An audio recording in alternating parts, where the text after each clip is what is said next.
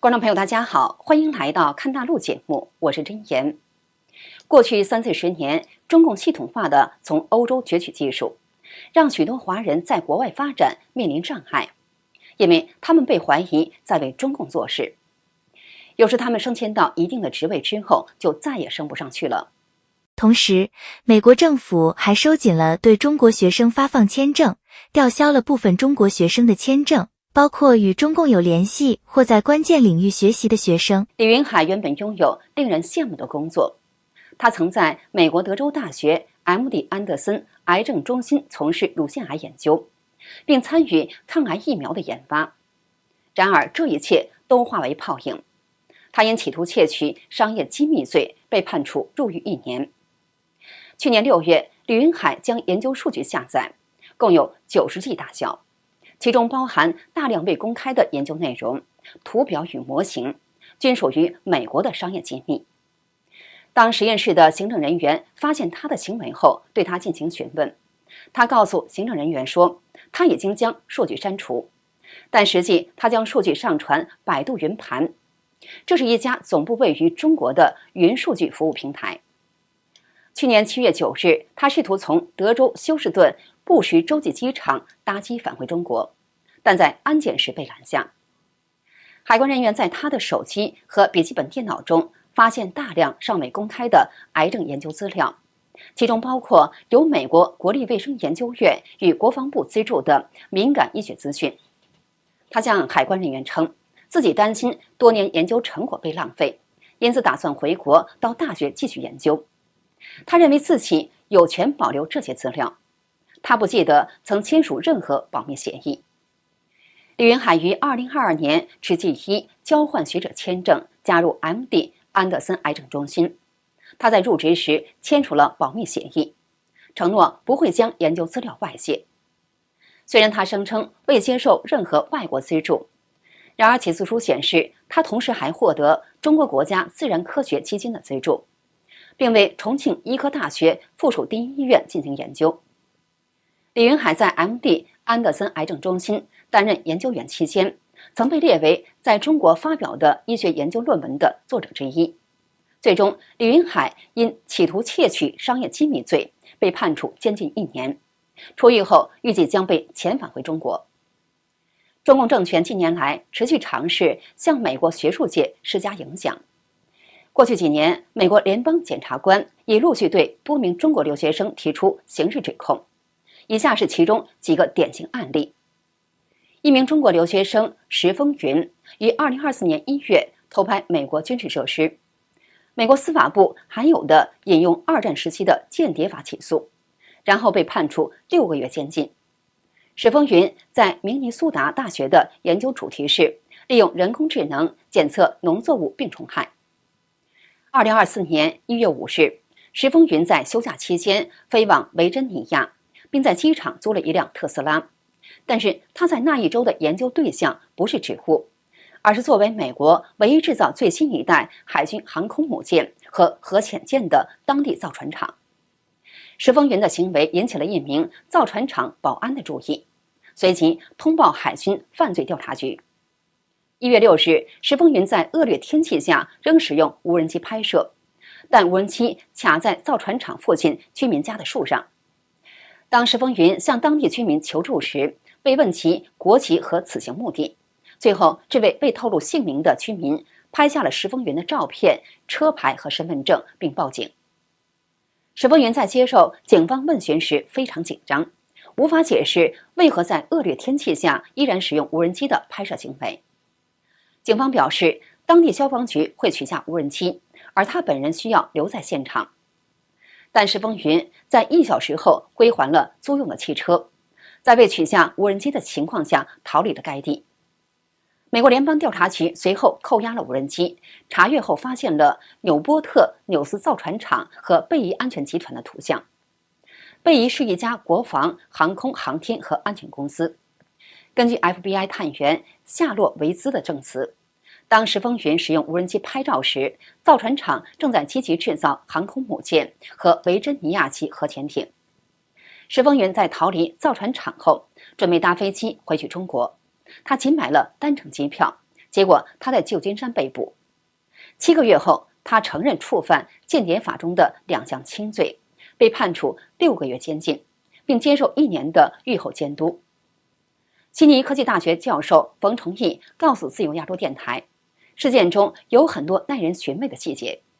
譬如研究农作物的研究生拍摄的是军事设施，很容易让人质疑这名中国留学生的身份和拍摄目的。冯崇义说，任何可能性都不应该排除，最坏的是他本身领任务来做这样的事，被逮捕住了，用农业科研来做掩盖，逮捕不住，那就是把这张图片送回去。近年来，西方一些天真的学者以科学无国界为理由，反对对一些与中国学者、留学生的起诉，但他们忽略了中共独裁政权正利用这些漏洞，在西方窃取科技领域的机密。2024年10月，联邦检察官宣布起诉5名中国公民，指控他们在2023年留学期间前往密西根一处偏僻的军事基地，并在调查中提供不实咨询，同时涉嫌合谋删除手机内的照片。当时有数千名军人聚集在该军事基地参加夏季演习，这5人当时是密西根大学的学生。2023年夏天，犹他州国民警卫队的一名军士长午后在湖边遇见这5人，其中1人说：“我们是媒体。”然后他们收拾好行李，同意离开那个地区。联邦调查局了解到，他们在被发现的前1周就已经在附近的一家汽车旅馆预订了房间。4个月后，其中1名男子在底特律机场接受了边境官员的问询。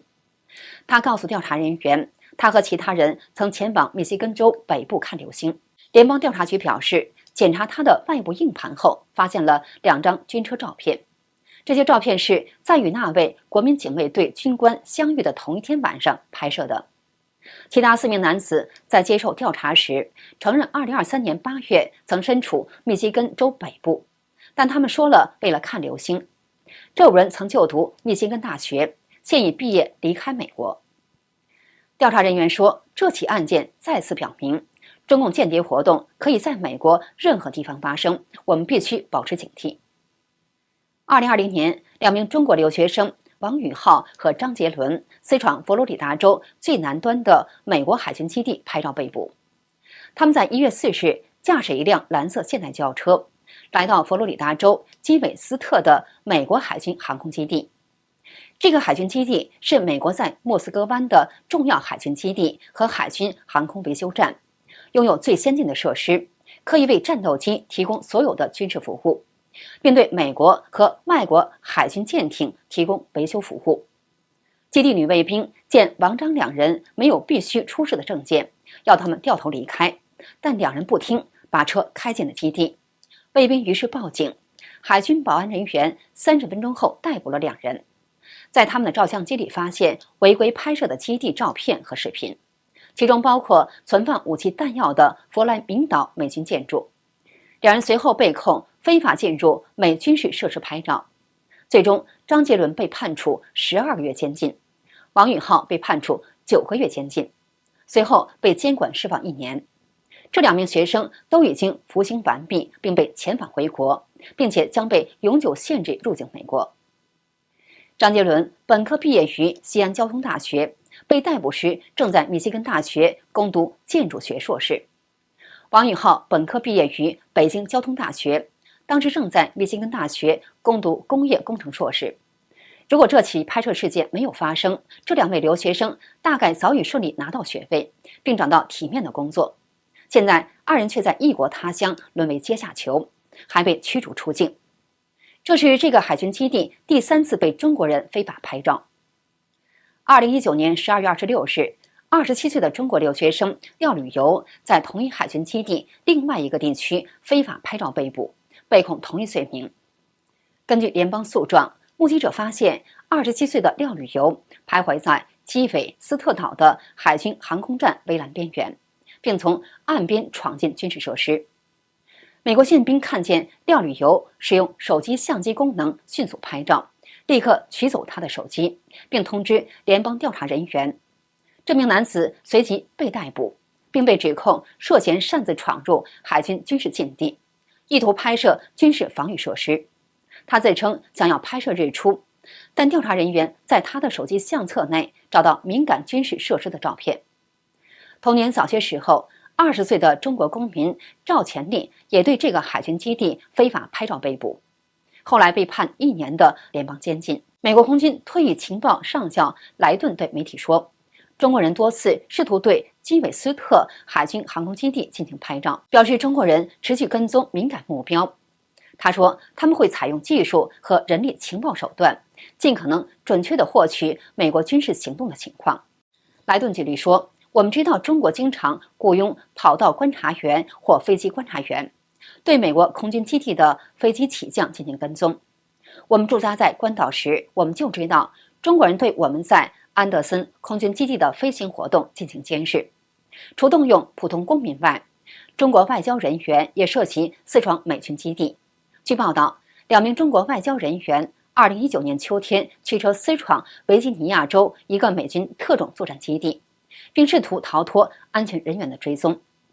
政府有关方面认为，其中1人是中国的情报官员。这2名外交官随后被驱逐出境。中国天津大学教授张浩因为从事商业间谍活动，2015年5月16日在入境美国时被捕。司法部针对张浩等6名中国公民提出32项指控，包括长期为中国政府控制的高校和公司的利益而从事经济间谍活动，窃取美国商业秘密。根据起诉书，中国公民张浩和庞卫在南加州一所大学读电子工程博士期间相识，2人在校期间拿美国国防部高级研究计划局的资助，研究和开发薄膜体声波谐振器。2005年拿到博士学位后，庞卫受聘于科罗拉多州的安华高科技公司，张浩被麻萨诸塞州的斯嘉逊公司雇佣。安华高科技公司是一家设计开发 FBAR 技术的全球供应商。FBAR 是一种特殊的无线电波过滤器，主要用于手机、平板电脑和 GPS 等移动电子设备。FBAR 技术过滤进出的无线信号，让用户只接收和传送想要的特定通讯信号。除了商业用途外， FBAR 技术还用于多种军事和国防通讯技术中。因此，在半导体行业中，滤波芯片技术一直被视为最重要的关键技术之一，并且长久以来，该技术一直由美国安华高科技公司所垄断。2006和2007年期间，张浩和庞卫等人准备了一项商业计划，并且开始向中国的大学等机构推销，寻找机会在中国生产 FBAR 的技术产品。他们和天津大学的有关人员建立了关系。2008年，天大官员飞到加州圣何塞市，跟张浩等人会面。不久，天津大学同意资助他们在中国建立 FBAR 生产基地，而张庞2人继续就职于安华高科技公司和斯嘉逊公司，同时和天大密切合作。2009年，张浩和庞卫同时从美国公司辞职，接受天津大学正教授的职位。天大后来和张庞等人成立了名为诺思维系统有限公司的合资企业，意图大批量生产 FBAR。除了张浩和庞卫之外，还有4名中国公民也被起诉。起诉书说，张庞和其他同谋窃取配方、源代码、技术规格、报告、设计图和其他被受害公司标有机密和专有字样的文件，将这些信息在彼此之间，并与天津大学工作人员分享。张浩于2020年因共谋、经济间谍及窃取商业机密被判处18个月监禁，并被勒令支付47.7万美元赔偿金。近几十年，中共当局持续以系统化方式从欧美获取技术。澳大利亚战略政策研究所在2020年8月发布的报告指出，中共在全球至少设立了600个海外人才招募站，其中最受外界关注的是自2008年启动的千人计划，专门锁定在美国高校中被中共视为具有技术价值的研究人员与学者。熟悉硅谷生态的工程师钟山向海外媒体透露，中共还成立了与华人社群相关的科技猎头公司，领英里有大量中文猎头账号，专门搜寻具有中国背景的科技人才。他说，如果你不想跟中共打交道，就不要在领英里留下任何一句简体中文，一打交道就会被这些猎头公司或旅美科学各种协会或校友会盯上，盯上之后会反复去分析你有没有利用价值，如果有利用价值，就会被邀请你回国去考察这个那个。由于中共窃取西方技术，在欧美企业里面的华人越来越被怀疑在为中共政府工作，损害美国的利益。华人可以入职，但是不能参与核心岗位。好的，今天就跟大家聊到这里，请记得点赞、订阅、留言，并分享给您的朋友。感谢您的支持，我们下期节目再见。